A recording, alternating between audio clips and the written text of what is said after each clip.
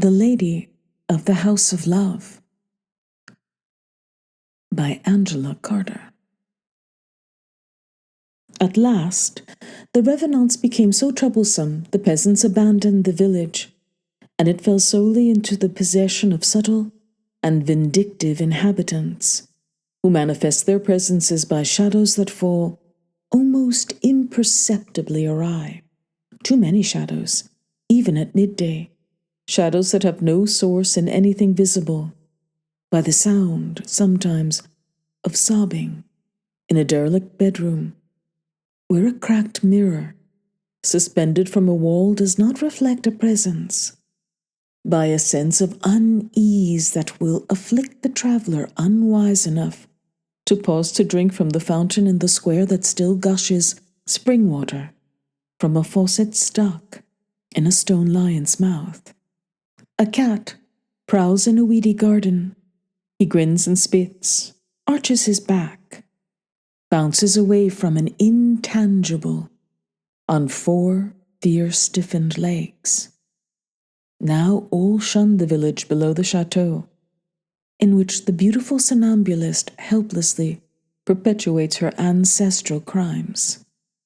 Wearing an antique bridal gown, the beautiful queen of the vampires sits all alone in her high, dark house, under the eyes of the portraits of her demented and atrocious ancestors, each one of whom, through her, projects a baleful posthumous existence.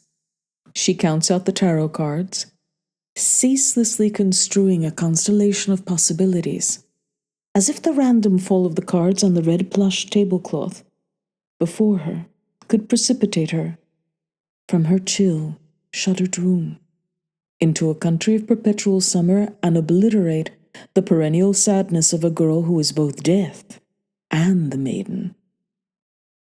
Her voice is filled with distant sonorities, like reverberations in a cave.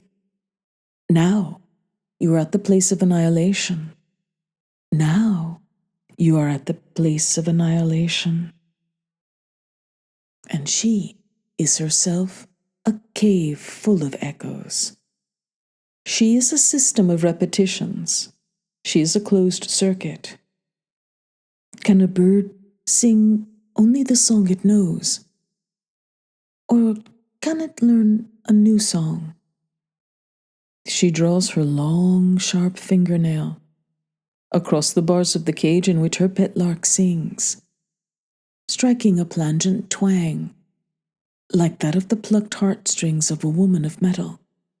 Her hair falls down like tears. The castle is mostly given over to ghostly occupants, but she herself has her own suite of drawing room and bedroom. Closely barred shutters and heavy velvet curtains keep out every leak of natural light. There is a round table on a single leg covered with a red plush cloth, on which she lays out her inevitable tarot. This room is never more than faintly illuminated by a heavily shaded lamp on the mantelpiece, and the dark red-figured wallpaper is obscurely, distressingly patterned by the rain that drives in through the neglected roof and leaves behind it random areas of staining, ominous marks like those left on the sheets by dead lovers, depredations of rot and fungus everywhere. The unlit chandelier so heavy with dust, the individual prisms no longer show any shape. Industrious spiders have woven canopies in the corners of this ornate and rotting place, have trapped the porcelain vases on the mantelpiece in soft grey nets. But the mistress of all this disintegration notices nothing. She sits in a chair covered in moth-ravaged burgundy velvet at the low round table and distributes the cards. Sometimes the lark sings, but more often remains a sullen mound of drab feathers.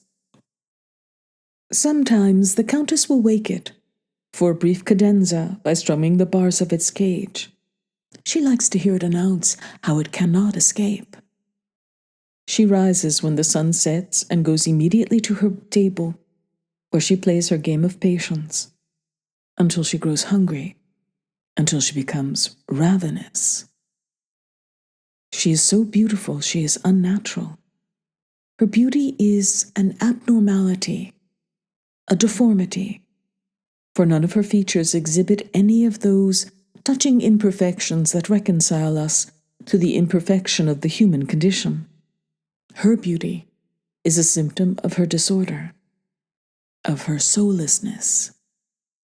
The white hands of the tenebrous belle deal the hand of destiny.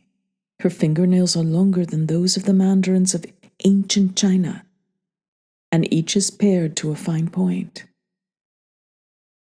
These teeth as fine and white as spikes of spun sugar are the visible signs of the destiny she wistfully attempts to evade via the arcana. Her claws and teeth have been sharpened on centuries of corpses. She is the last bud of the poison tree that sprang from the loins of Vlad the Impaler, who picnicked on corpses in the forests of Transylvania. The walls of her bedroom are hung with black satin, embroidered with tears of pearl. At the room's four corners are funerary urns and bowls, which emit slumberous, pungent fumes of incense. In the center is an elaborate catafalque in ebony, surrounded by long candles in enormous silver candlesticks. In a white lace negligee stained a little with blood, the Countess climbs up on her catafalque at dawn each morning and lies down in an open coffin. A chignoned priest of the Orthodox faith staked out her wicked father at a Carpathian crossroad before her milk teeth grew. Just as they staked him out, the fatal count cried, "Nosferatu is dead! Long live Nosferatu!" Now she possesses all the haunted forests and mysterious habitations of his vast domain. She is the hereditary commandant of the army of shadows who camp in the village below her chateau, who penetrate the woods in the form of owls, bats, and foxes, who make the milk curdle and the butter refuse to come, who ride the horses all night on a wild hunt, so they are sacks of skin and bone in the morning, who milk the cows dry and especially torment pubescent girls with fainting fits, disorders of the blood, diseases of the imagination. But the Countess herself is indifferent to her own weird authority, as if she were dreaming it. In her dream, she would like to be human, but she does not know if that is possible. The tarot always shows the same configuration. Always she turns up la papesse, la mort, la trou abolie, wisdom, death, dissolution. On moonless nights, her keeper lets her out into the garden. This garden, an exceedingly somber place, bears a strong resemblance to a burial ground, and all the roses her dead mother planted have grown up into a huge spiked wall that incarcerates her in the castle of her inheritance. When the back door opens, the Countess will sniff the air and howl. She drops now on all fours. Crouching, quivering, she catches the scent of her prey. Delicious crunch of the fragile bones of rabbits and small furry things she pursues with fleet four-footed speed. She will creep home, whimpering, with blood smeared on her cheeks. She pours water from the ewer in her bedroom into the bowl. She washes her face with the wincing, fastidious gestures of a cat. The voracious margin of huntress's nights in the gloomy garden crouch and pounce, surrounds her habitual tormented somnambulism.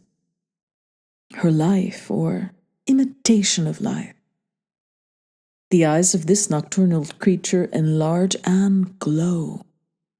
All claws and teeth she strikes.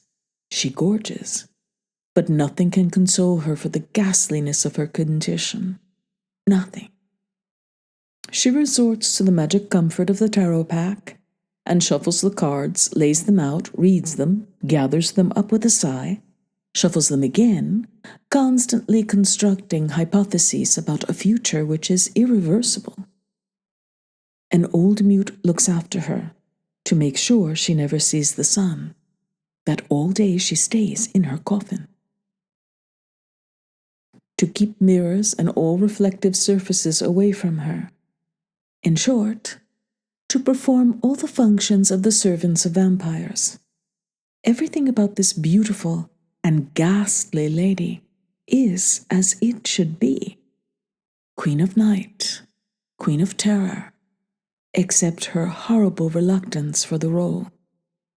Nevertheless, if an unwise adventurer pauses in the square of the deserted village to refresh himself at the fountain, a crone in a black dress and white apron presently emerges from a house. She will invite you with smiles and gestures. You will follow her. The Countess wants fresh meat. When she was a little girl, she was like a fox and contented herself entirely with baby rabbits that squeaked piteously as she bit into their necks with a nauseated voluptuousness, with voles and field mice that palpitated for a bare moment between her embroideress's fingers. But now, she is a woman. She must have men. If you stop too long beside the giggling fountain, you will be led by the hand to the Countess's larder. All day, she lies in her coffin, in her negligee of blood-stained lace. When the sun drops behind the mountain, she yawns and stirs and puts on the only dress she has, her mother's wedding dress, to sit and read her cards until she grows hungry.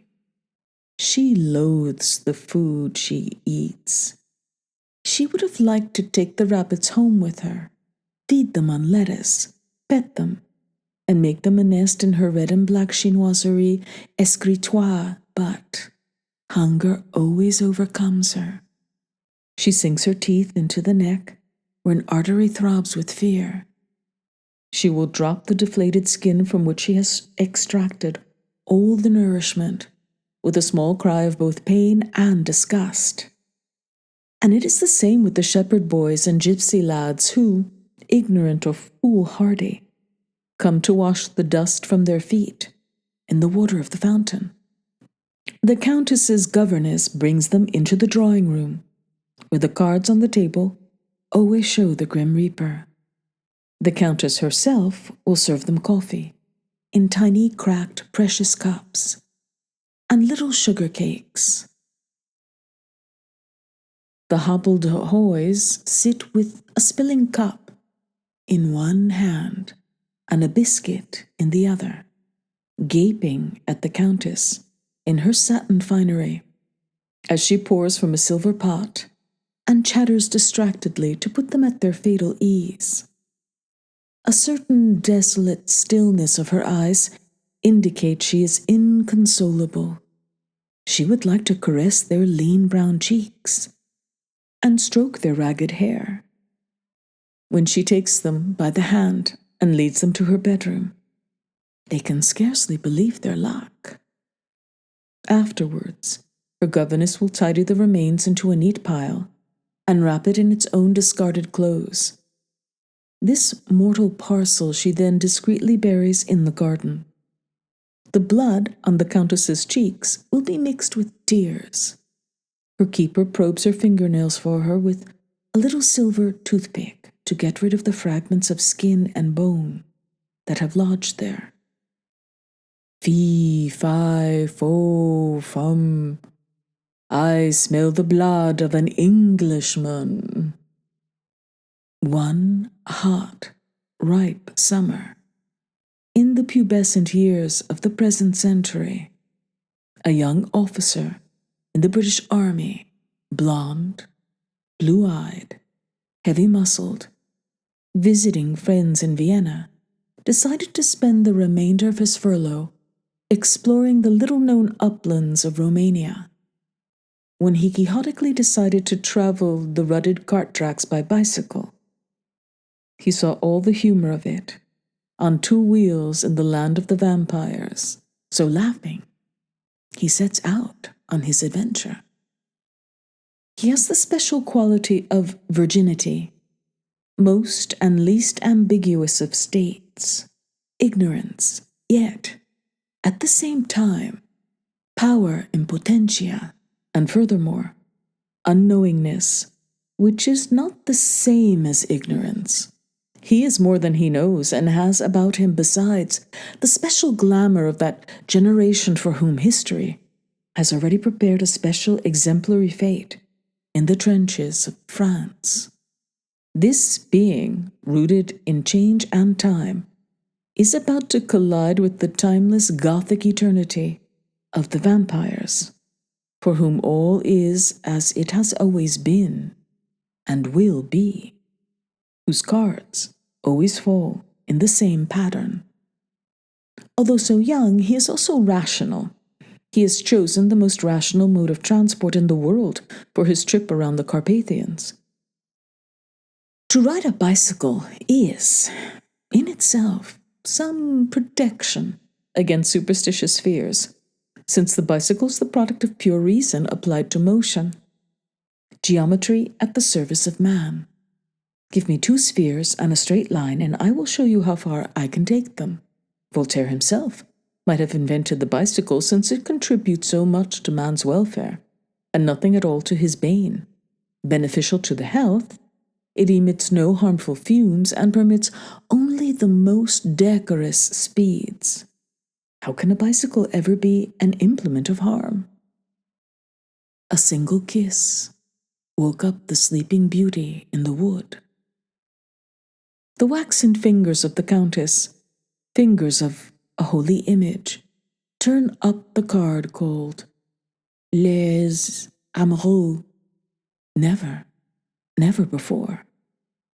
Never before has the Countess cast herself a fate involving love. She shakes, she trembles. Her great eyes close beneath her finely veined, nervously fluttering eyelids.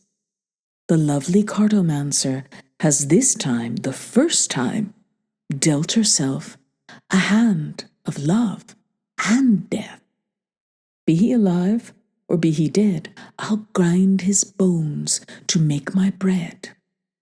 At this mauvish beginnings of evening, the English monsieur toils up the hill to the village he glimpsed from a great way off. He must dismount and push his bicycle before him, the path too steep to ride. He hopes to find a friendly inn to rest the night. He's hot, hungry, thirsty, weary, dusty. At first, such disappointment to discover the roofs of all the cottages caved in, and tall weeds thrusting through the piles of fallen tiles. Shutters hanging disconsolately from their hinges. An entirely uninhabited place. And the rank vegetation whispers, as if foul secrets, here, where, if one were sufficiently imaginative, one could almost imagine twisted faces appearing momentarily beneath the crumbling eaves. But the adventure of it all, and the consolation of the poignant brightness of the hollyhocks, still bravely blooming in the shaggy gardens, and the beauty of the flaming sunset, all these considerations soon overcame his disappointment, even assuaged the faint unease he'd felt. And the fountain, where the village women used to wash their clothes, still gushed out bright, clear water. He gratefully washed his hands and feet, applied his mouth to the faucet, then let the icy stream run over his face. When he raised his dripping, gratified head from the lion's mouth, he saw silently arrived beside him, in the square, an old woman who smiled eagerly, almost conciliatorily at him. She wore a black dress and a white apron, with a housekeeper's keyring at the waist. Her grey hair was neatly coiled in a chignon, beneath the white linen headdress worn by elderly women of that region. She bobbed a curtsy at the young man and beckoned him to follow her. When he hesitated, she pointed towards the great bulk of the mansion above them, whose facade lowered over the village, rubbed her stomach, pointed to her mouth, rubbed her stomach again, clearly miming an invitation to supper. Then she beckoned him again, this time turning determinedly upon her heel, as though she would brook no opposition.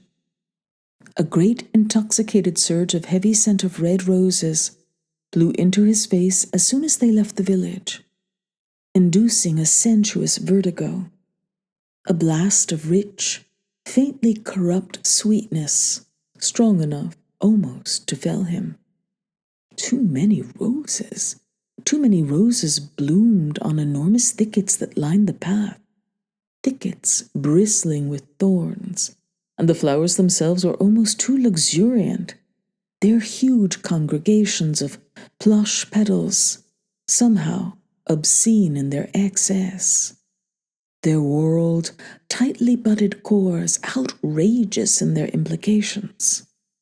The mansion emerged grudgingly out of this jungle, in the subtle and haunting light of the setting sun, the golden light rich with nostalgia for the day that is just past.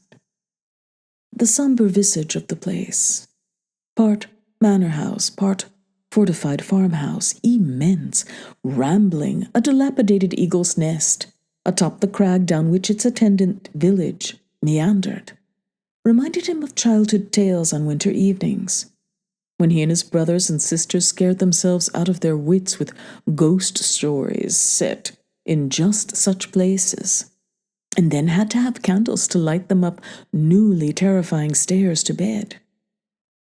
He could almost have regretted accepting the crone's unspoken invitation, but now, standing before the door of time-eroded oak, while she selected a huge iron key from the clanking ringful at her waist, he knew it was too late to turn back, and brusquely reminded himself he was no child now, to be frightened of his own fancies. The old woman unlocked the door, which swung back on melodramatically creaking hinges, and fussily took charge of his bicycle, in spite of his protests. He felt a certain involuntary sinking of the heart to see his beautiful two-wheeled symbol of rationality vanish into the dark entrails of the mansion, to no doubt some damp outhouse, where they would not oil it or check its tires, but, in for a penny, in for a pound, in his youth and strength and blonde beauty, in the invisible, even unacknowledged pentacle of his virginity, the young man stepped over the threshold of Nosferatu's castle, and did not shiver in the blast of cold air, as from the mouth of a grave, that emanated from the lightless, cavernous interior. The crone took him to a little chamber where there was a black oak table spread with a clean white cloth, and this cloth was carefully laid with heavy silverware, a little tarnished, as if someone with foul breath had breathed on it, but laid with one place only.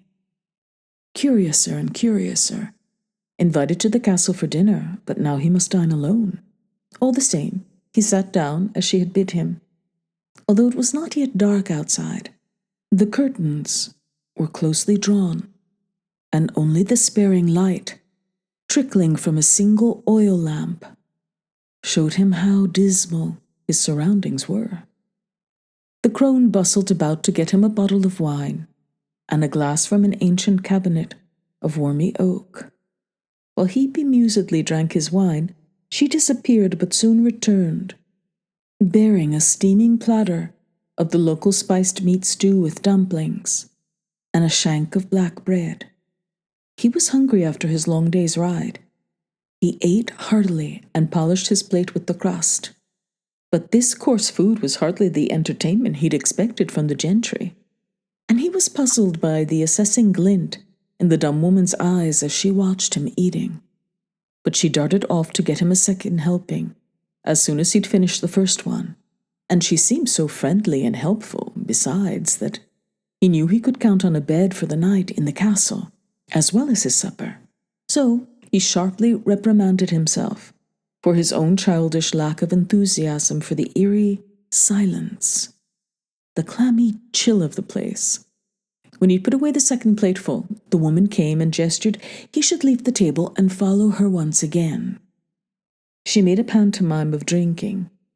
He deduced he was now invited to take after-dinner coffee in another room with some more elevated member of the household, who would not wish to dine with him, but all the same wanted to make his acquaintance. An honor, no doubt, in deference to his host's opinion of himself, he straightened his tie, brushed the crumbs from his tweed jacket.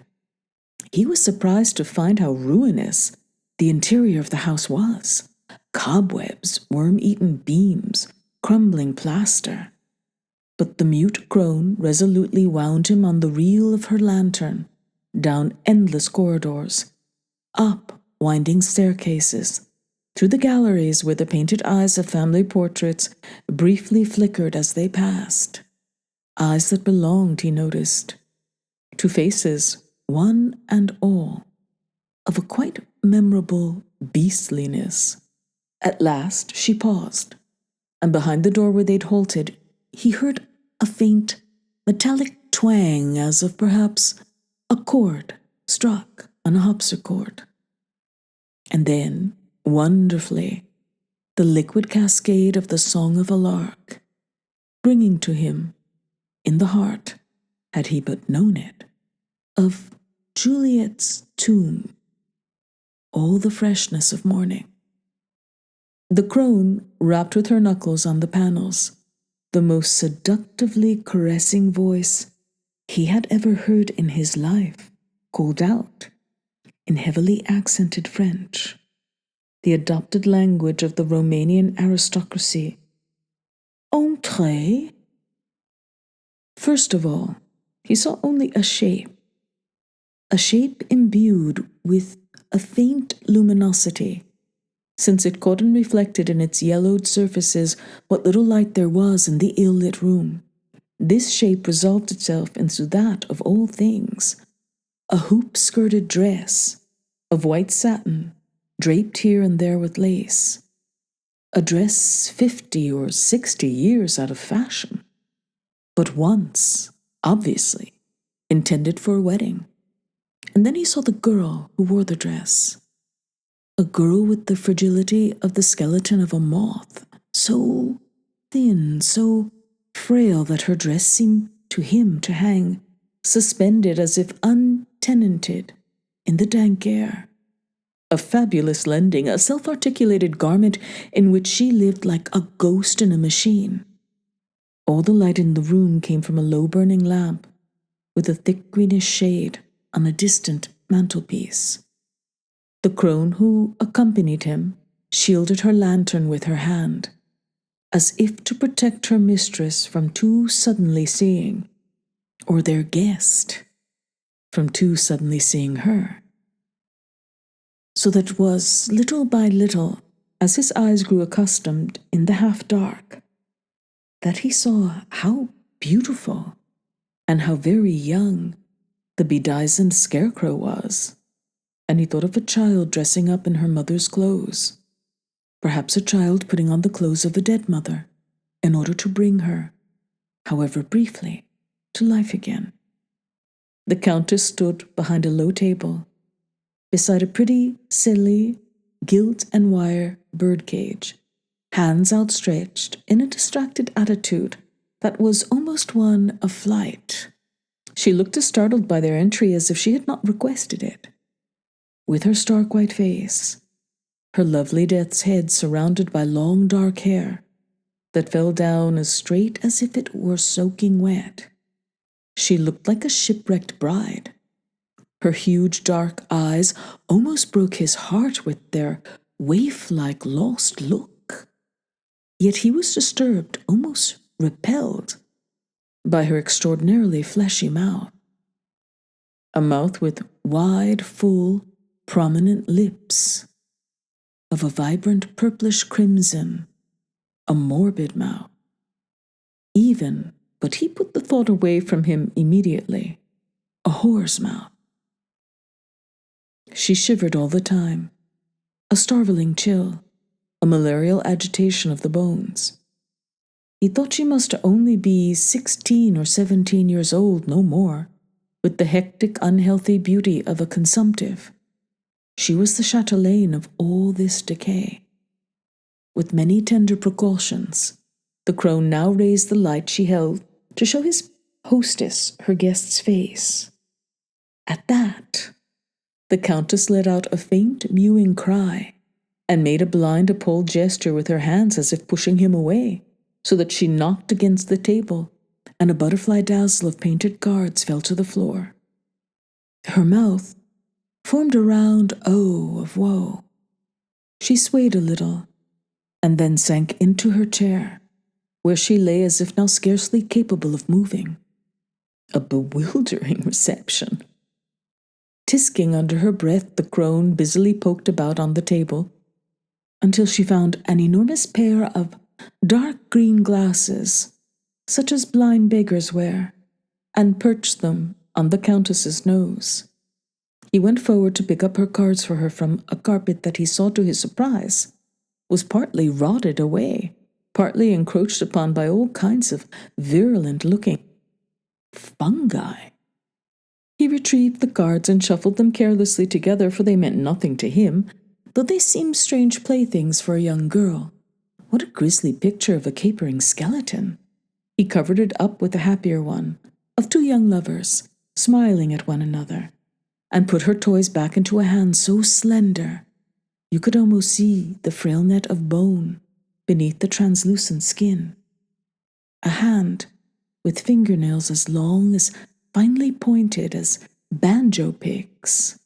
At his touch, she seemed to revive a little, and almost smiled, raising herself upright.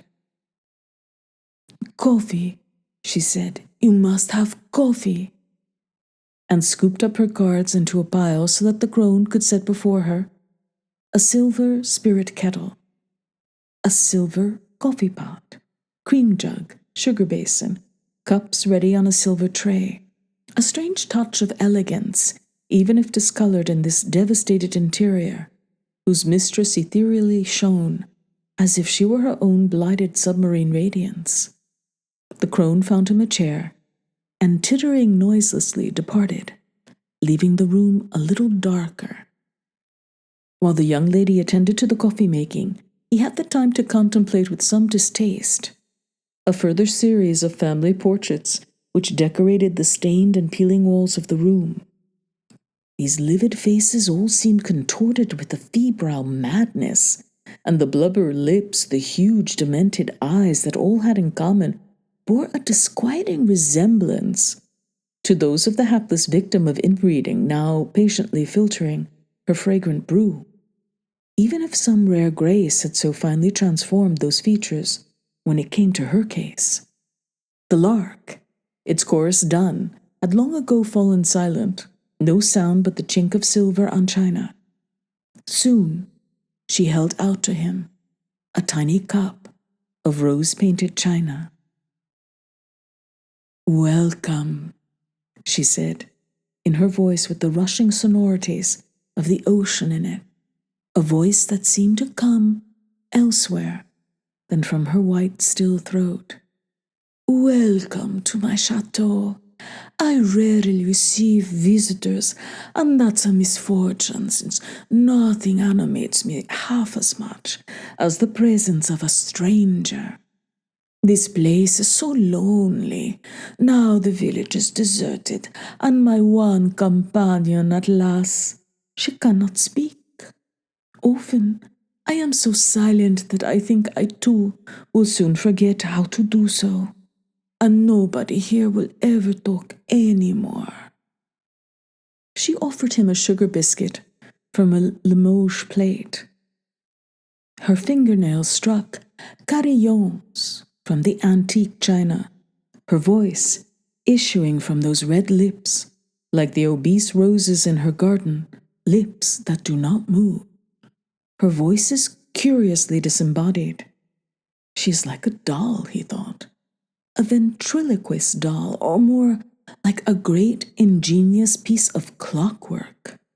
For she seemed inadequately powered by some slow energy of which she was not in control, as if she had been wound up years ago when she was born, and now the mechanism was inexorably running down and would leave her lifeless. This idea that she might be an automaton, made of white velvet and black fur, that could not move of its own accord, never quite deserted him. Indeed, it deeply moved his heart. The carnival air of her white dress emphasized her unreality, like a sad Columbine who lost her way in the wood a long time ago and never reached the fair.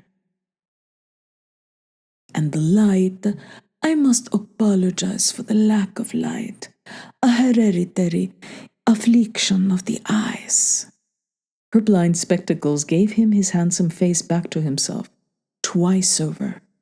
If he presented himself to her naked face, he would dazzle her like the sun she is forbidden to look at, because it would shrivel her up at once. Poor night bird, poor butcher bird.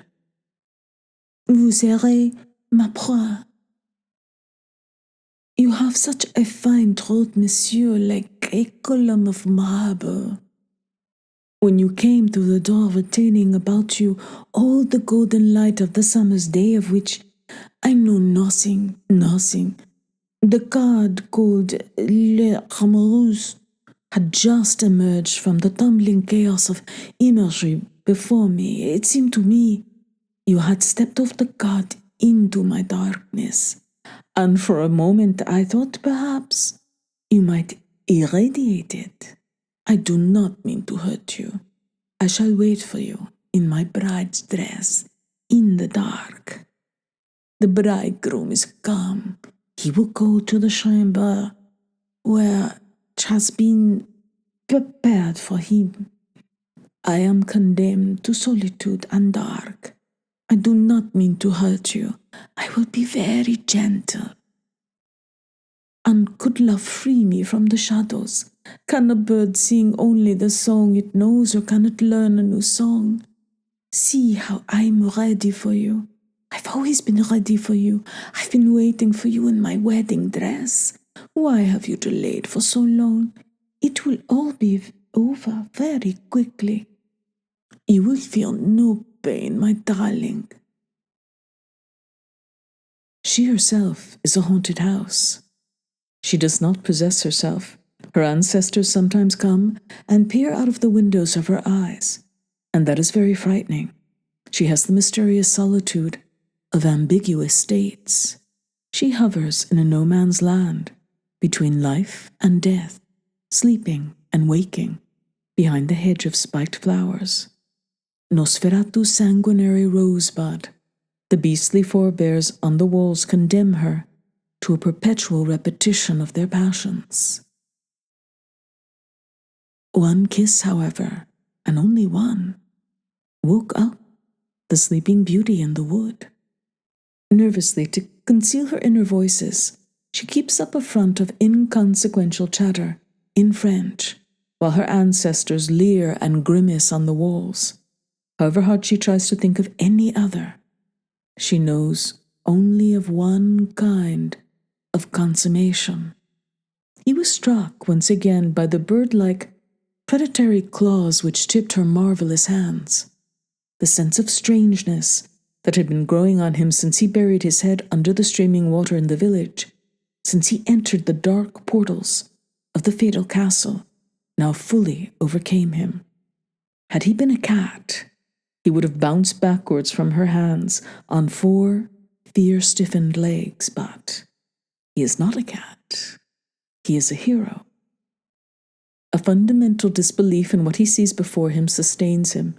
Even in the boudoir of Countess Nosferatu herself, he would have said, perhaps, that there are some things which, even if they are true, we should not believe possible.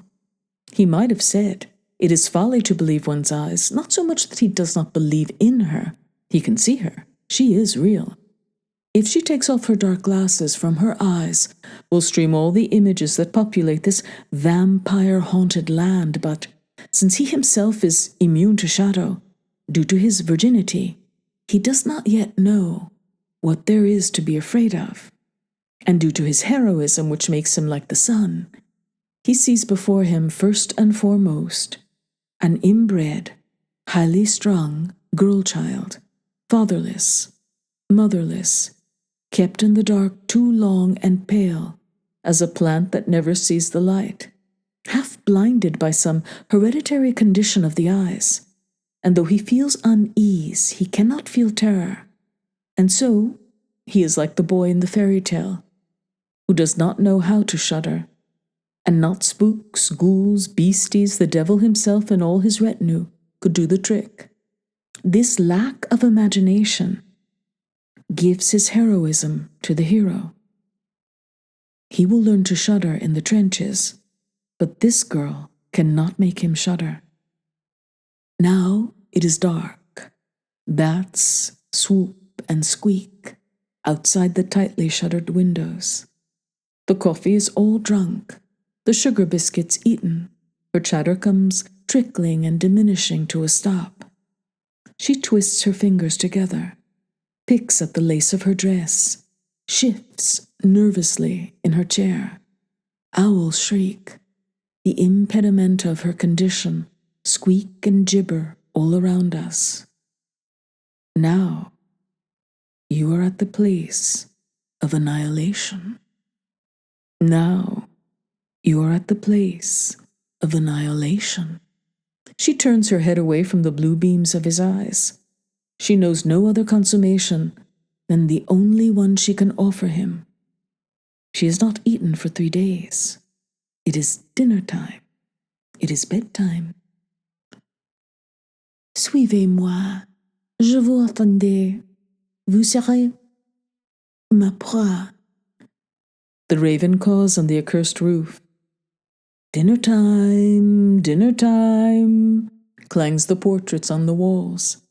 A ghastly hunger gnaws her entrails. She has waited for him all her life without knowing it. The handsome bicyclist, scarcely believing his luck, will follow her into her bedroom. The candles around her sacrificial altar burn with a low, clear flame. Light catches on the silver tears. She will assure him, in the very voice of temptation, my clothes have to fall, and you will see before you a succession of mysteries. She has no mouth with which to kiss, no hands with which to caress, only the fangs and talons of a beast of prey. To touch the mineral sheen of the flesh revealed in the cool candle gleam is to invite her fatal embrace. In her low, sweet voice, she will croon the lullaby of the house of Nosferatu. Embraces, kisses your golden head of a lion, although I have never seen a lion, only imagined one, of the sun, even if I've only seen the picture of the sun on the tarot card, your golden head of the lover whom I dreamed would one day free me. This head will fall back. Its eyes roll upwards in a spasm you will mistake for that of love and not of death. The bridegroom bleeds on my inverted marriage bed, stark and dead. Poor bicyclist. He has paid the price of a night with the countess, and some think it too high a fee, while some do not. Tomorrow her keeper will bury his bones under her roses. The food her roses feed on gives them their rich color, their swooning odor, that breathes lasciviously of forbidden pleasures. Suivez-moi, suivez-moi. The handsome bicyclist, fearful for his hostess's health, her sanity, gingerly follows her hysterical imperiousness into the other room. He would like to take her into his arms and protect her from the ancestors who leer down from the walls. What a macabre bedroom! His colonel, an old goat with jaded appetites, had given him the visiting card of a brothel in Paris, where, the satyr assured him, 10 louis would buy just such a lugubrious bedroom, with a naked girl upon a coffin, off stage. The brothel pianist played the Die Ré on a harmonium, and amidst all the perfumes of the embalming parlor, the customer took his necrophiliac pleasure of a pretended corpse. He had good-naturedly refused the old man's offer of such an initiation. How can he now take criminal advantage of the disordered girl with fever-hot, bone-dry, taloned hands and eyes that deny all the erotic promises of her body with their terror, their sadness, their dreadful balked tenderness? So delicate and damned, poor thing, quite damned. Yet, I do believe she scarcely knows what she is doing. She is shaking as if her limbs were not efficiently joined together, as if she might shake into pieces. She raises her hands to unfasten the neck of her dress, and her eyes well with tears. They trickle down the rim of her dark glasses. She can't take off her mother's wedding dress, unless she takes off her dark glasses. She has fumbled the ritual. It is no longer inexorable. The mechanism within her fails her now, when she needs it most. When she takes off the dark glasses, they slip from her fingers and smash to pieces on the tiled floor. There is no room in her drama for improvisation, and this unexpected, mundane noise of breaking glass breaks the wicked spell in the room entirely. She gapes blindly down at the splinters and ineffectively smears the tears across her face with her fist. What is she to do now? When she kneels to try to gather the fragments of glass together, a sharp sliver pierces deeply into the pad of her thumb. She cries out, sharp, real. She kneels among the broken glass and watches the bright bead of blood form a drop. She has never seen her own blood before. Not her own blood. It exercises upon her an odd fascination. Into this vile and murderous room, the handsome bicyclist brings the innocent remedies of the nursery. In himself, by his presence, he is an exorcism. He gently takes her hand away from her and dabs the blood with his own handkerchief. But still, it spurts on, and so he puts his mouth to the wound. He will kiss it better for her, as her mother, had she lived, would have done. All the silver tears fall from the wall with a flimsy tinkle. Her painted ancestors turn away their eyes and grind their fangs. How can she bear the pain of becoming human? The end of exile is the end of being. He was awakened by the lark song. The shutters, the curtains, even the long-scaled windows of the horrid bedroom were all opened up, and light and air streamed in. Now you could see how tawdry it all was, how thin and cheap the satin, the catafalque, not ebony at all, but black painted paper stretched on struts of wood, as in the theatre. The wind had blown droves of petals from the roses outside into the room, and this crimson residue swirled fragrantly about the floor. The candles had burnt out, and she must have set her pet lark free because it perched on the edge of the silly coffin to sing him its ecstatic morning song. His bones were stiff and aching. He'd slept on the floor with his bundled-up jacket for a pillow, after he'd put her to bed. But now there was no trace of her to be seen except lightly tossed across the crumpled black satin bed cover. A lace negligee, lightly soiled with blood, as it might be from a woman's menses, and a rose that must have come from the fierce bushes, nodding through the window. The air was heavy with incense, and roses, and made him cough. The Countess must have got up early to enjoy the sunshine, slipped outside to gather a rose. He got to his feet, coaxed the lark onto his wrist, and took it to the window.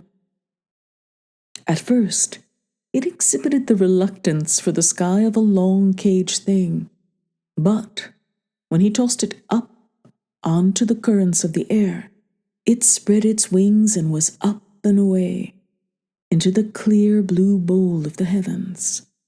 He watched its trajectory with a lift of joy in his heart. Then he padded into the boudoir, his mind busy with plans. We shall take her to Zurich, to a clinic. She will be treated for nervous hysteria, then to an eye specialist for her photophobia, and to a dentist to put her teeth into better shape. Any competent manicurist will deal with her claws. We shall turn her into the lovely girl she is. I shall cure her of all these nightmares. The heavy curtains are pulled back to let in brilliant fusillades of early morning light. In the desolation of the boudoir, she sits at her round table in her white dress, with the cards laid out before her. She has dropped off to sleep over the cards of destiny that are so fingered, so soiled, so worn by constant shuffling that you can no longer make the image out on any single one of them. She is not sleeping. In death, she looked far older, less beautiful, and so, for the first time, fully human. I will vanish in the morning light. I was only an invention of darkness.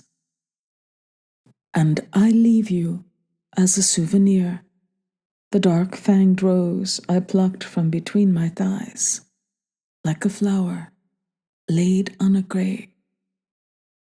On a grave. My keeper will attend to everything. Nosferatu always attends his own obsequies. She will not go to the grave unattended. And now the crone materialized weeping and roughly gestured him to be gone. After a search in some foul-smelling outhouses, he discovered his bicycle and, abandoning his holiday, rode directly to Bucharest, where at the poste restante he found a telegram summoning him to rejoin his regiment at once. Much later, when he changed back into uniform in his quarters, he discovered he still had the Countess's rose. He must have tucked it into the breast pocket of his cycling jacket after he had found her body. Curiously enough, although he had brought it so far away from Romania, the flower did not seem to be quite dead, and on impulse, because the girl had been so lovely, and her death was so unexpected and pathetic, he decided to try and resurrect her rose. He filled his toothglass with water from the carafe on his locker and plopped the rose into it so that its withered head floated on the surface.